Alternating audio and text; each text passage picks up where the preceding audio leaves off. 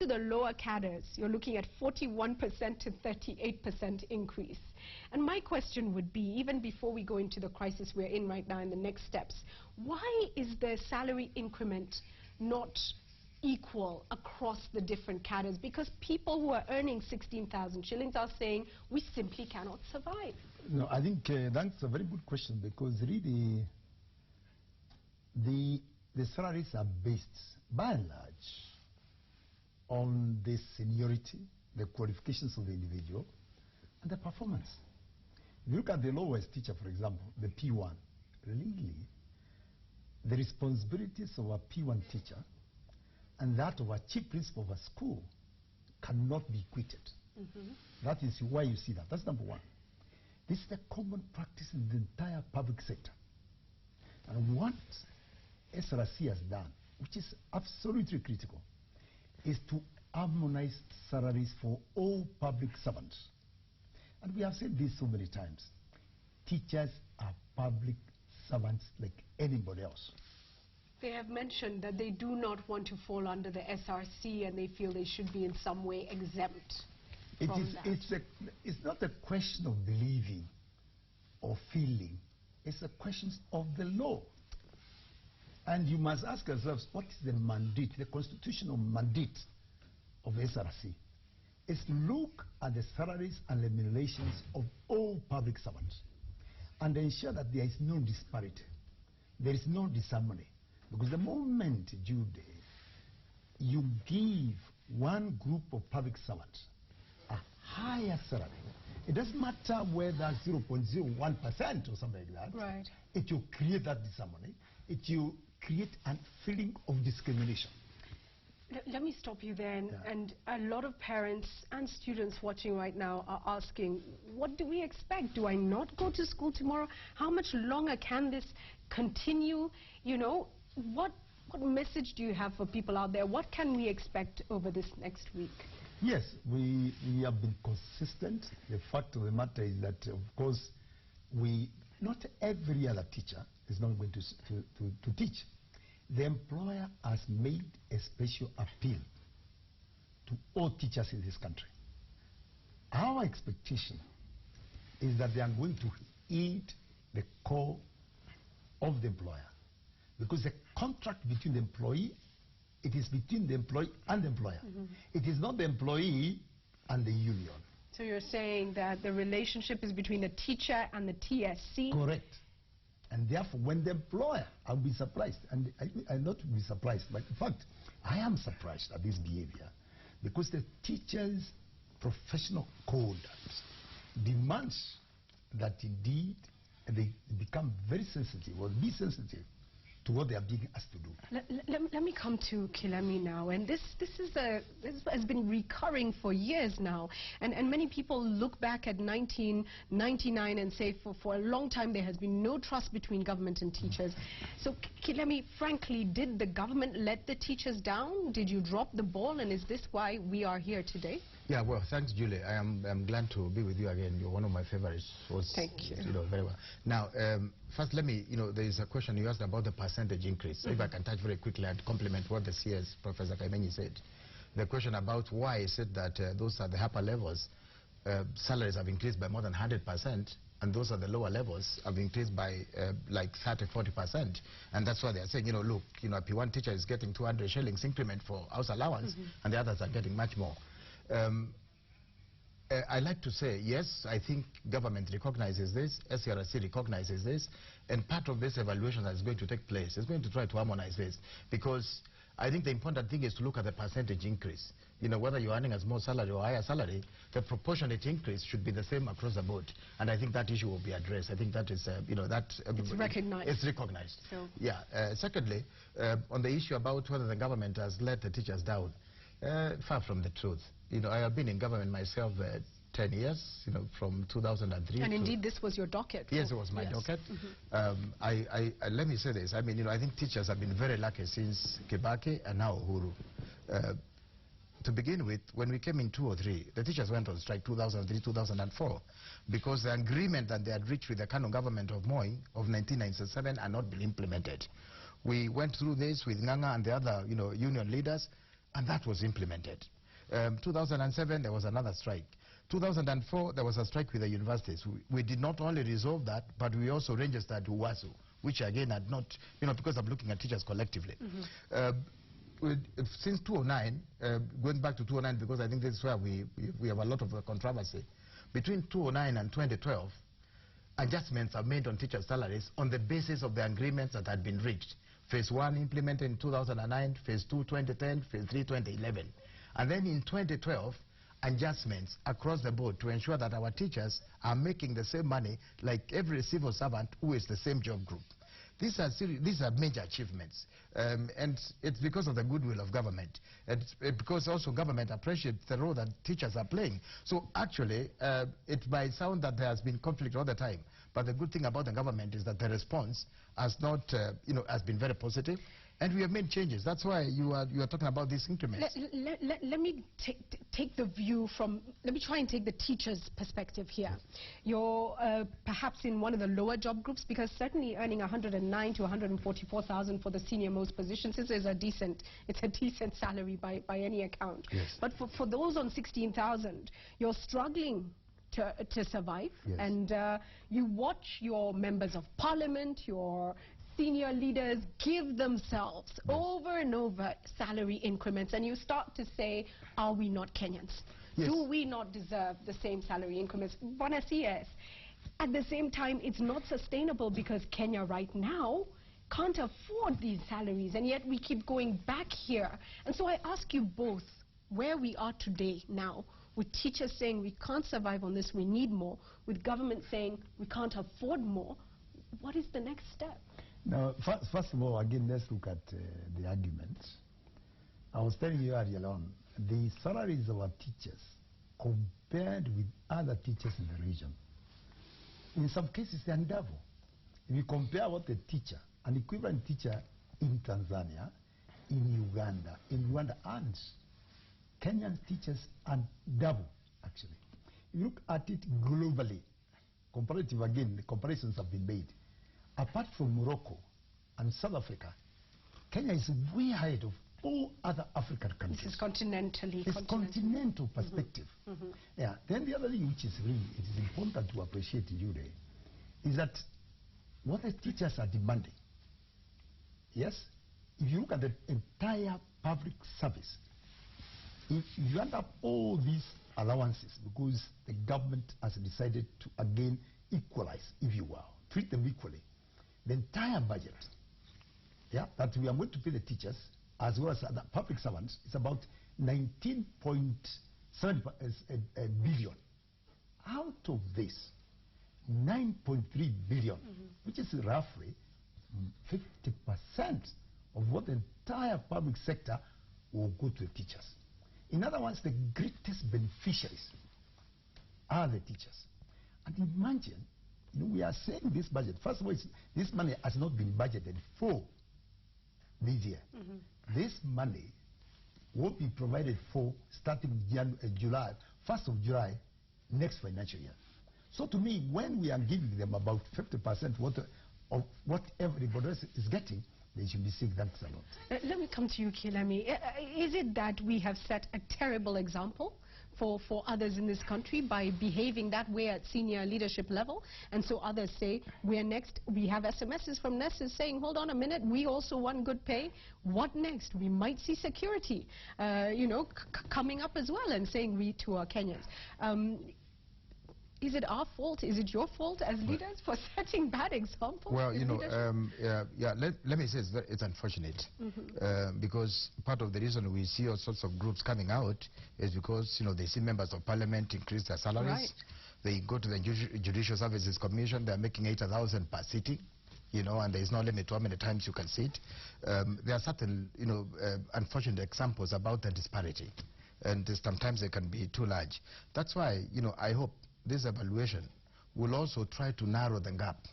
I honestly hope that in the next 5-10 years, we'll get to a point where no Kenyan is making more than 500,000 a month and no one is making less than 100,000. I mean, we hope progressively. It cannot happen overnight. So that we have to deal with. And it's not just about the Minister of Education or the Teacher Service Commission to deal with it. I think as leaders, we have to set an example. Because when teachers are seeing this happening, that becomes a problem. But also we must recognize there are also differences in terms of qualifications, in terms of how much time you have invested in education and so on. So the disparity will not be will always be there. But I think the question is to ask questions about whether or not we can get closer to the Scandinavian countries where the gap is not that large. Right. And I really hope it's a big challenge to Sarem to address that, especially the P1 teacher.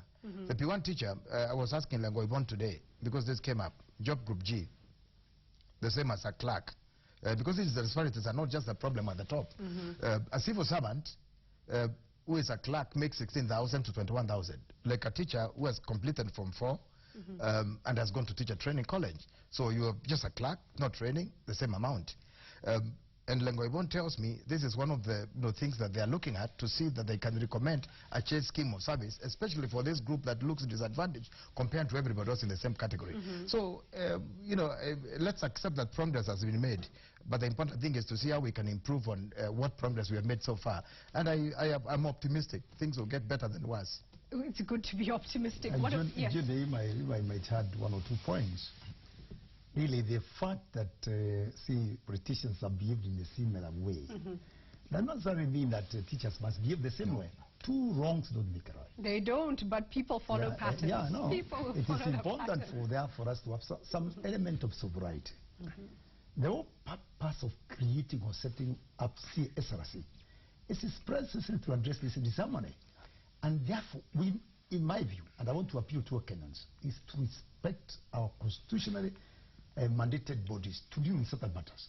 You cannot just say, let's do away with the SRC. It doesn't matter. You ignore it. The moment you do that, of course, you know the implications.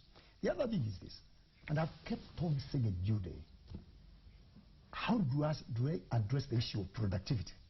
For a long time, the teachers have refused to be subjected to performance contracts. Critical. Which is absolutely critical.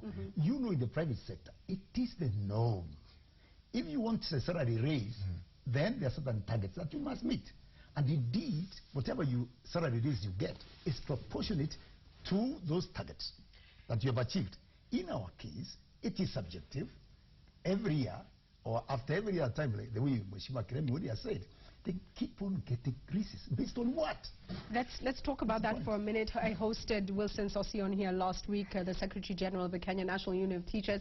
He said one of the big challenges with performance is there are simply not enough teachers in this country. They're struggling with the numbers of students, and so that is a huge issue. He talked about capacity as well in terms of educational equipment and materials, and went on to say government doesn't consult with teachers enough. I'm going to leave both of you gentlemen a minute to just respond to that. Bonasias, I'll start with you. No, again, I don't think that's a true position.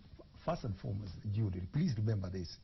Performance contracts are negotiated, taking into account the circumstances. What is achievable, what is realistic. So we are going to negotiate. They will negotiate between themselves and the employer. So what they are saying is not true, really. And they are not the only ones where there is serious shortage. There are so many sectors in the public sector, so many other public servants, where we sign performance contracts, despite the fact that the numbers are not many. That they have challenges. So, yes, so they will not be the first ones to do that. Therefore, that argument that there are very few, and therefore they don't need to be subjected to performance contracts, that's not correct. I've always said, Julie, I'm both to the university professors, I was a union leader at the university, and to teachers, and I'm very good friends with the teachers. It's okay, let's increase your salaries, but let's see a return in terms of outcome. And it's not, teachers are not the key thing. They're not the only factors.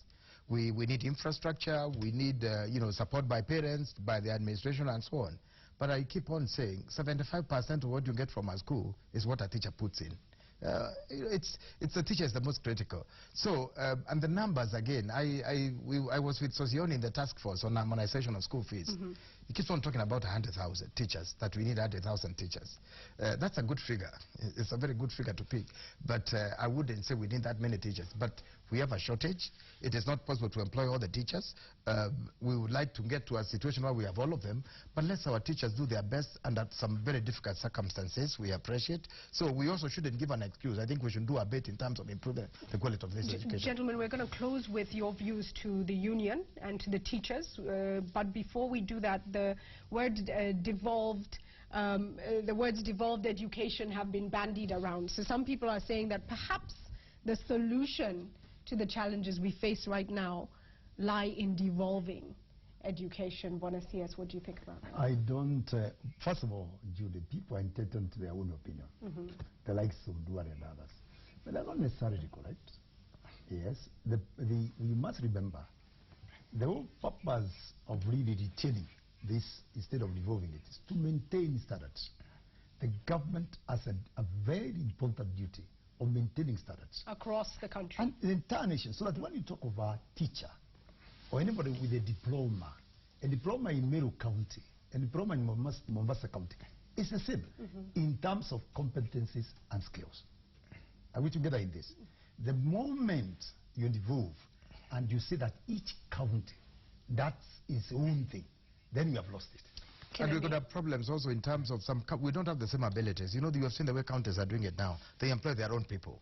You go some counties, they will not have the same resources, human resources, as other counties. So we need someone. TSC was established so that you could standardize in view of our interest in national security, in view of our interest in standards. But that is not to say we can't get the county government complementing TSC and the Ministry of Education as partners.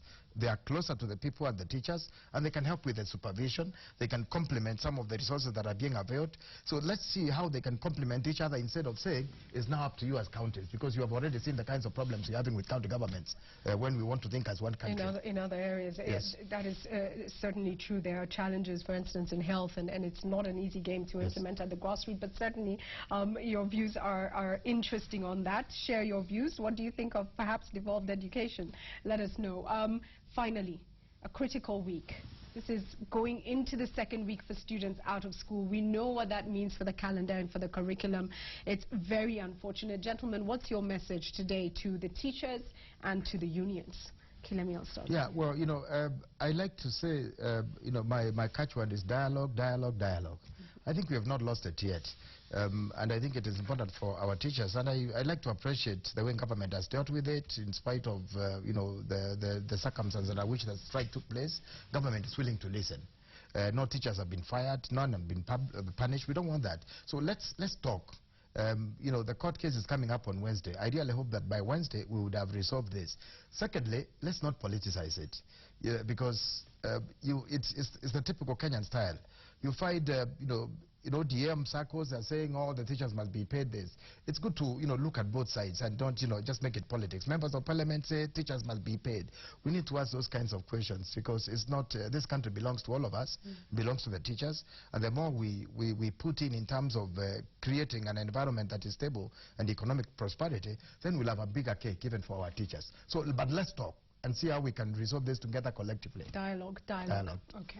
Yes, over and above that, Julia, I think the government, just at the risk of repeating what I said earlier on, we have appealed, the employers appealed to teachers to go by their professional conduct, to go back, to go and teach. That's number one. I'm appealing to them again to go back and teach. Number two, I want to appeal to parents also to trust this appeal by the government, because we have promised to provide the necessary security to those teachers who will go back to teach, and also we are going to protect our children. So I'm appealing to parents to take their children to school tomorrow. The majority. We are aware some of them have done that, but not in numbers that we expect. Yeah. And as he says, let's give dialogue a chance. Yes. Really. And we give dialogue a chance while we are in school.